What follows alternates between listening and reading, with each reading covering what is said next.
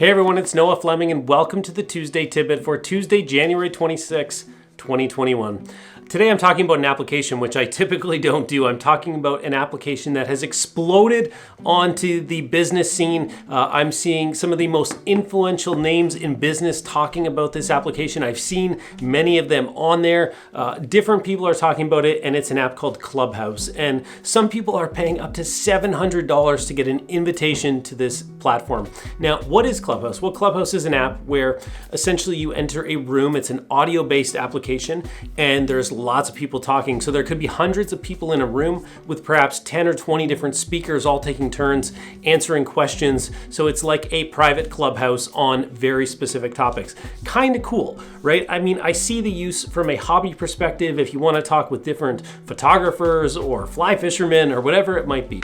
But I've had colleagues asking me about this. I've had friends asking me about this. I've had peers asking me about this and clients asking me about this. So here's what you need to know about all of these tools. I mentioned this in my first book, Evergreen, back in 2015, that there's this thrill of the chase, the satisfaction of the successful seduction, the ringing of the bell when we close a sale, but that doesn't hold a candle to building and increasing those relationships with your existing customers.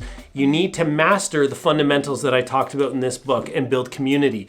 And you can use tools like this to help facilitate that, but you don't want to allow them to change your approach. You don't want to allow them to change your focus. The worst thing we can have in a marketing department is the fear of missing out, the FOMO factor.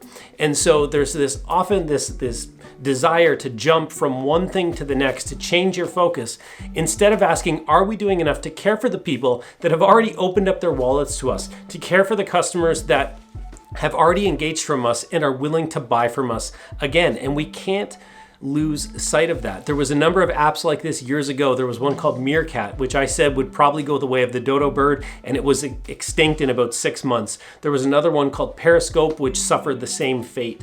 Again, use the tools, check them out, but don't let them change your focus from what really matters, which is caring for those existing customers. That's your bread and butter right there. These are the people that trust you already. They value you already. We don't want to lose sight of that, and too often we do. Again, it's that fear of missing out factor.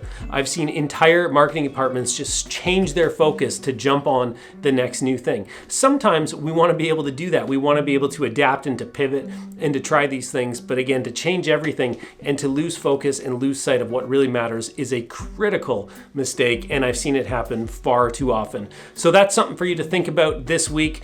Let me know if you've checked out this app, what you think about it. I've joined it. I think it's kind of fun. I think it's kind of cool. But again, from a business perspective, the thing that always matters is this.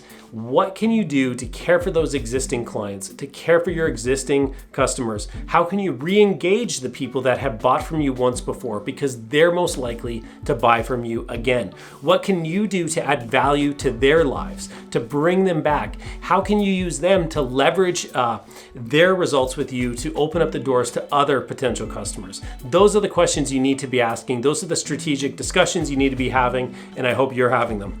Thanks for watching. We'll talk to you next week.